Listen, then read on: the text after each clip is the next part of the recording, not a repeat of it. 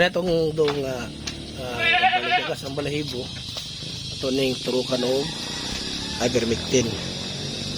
Ivermectin diri, tirahan tanig 1.5 ml para huwag tama parasites. So, ito na siyang ipurga kahapon og albendazole, but karon tirahan na to siya og ivermectin para full gid ang recovery niya. At po na siyang gipakaon og caperbulos kahapon.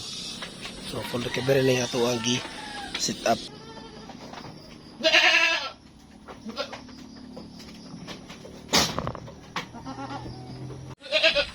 Kanang ivermectin hapdos gina siya. So muna siya mutiabaw ganang kanding ano.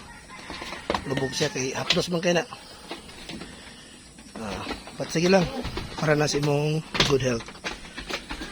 Aloy kayo. Yan siya ka nitiabaw mo kuha na siya mo.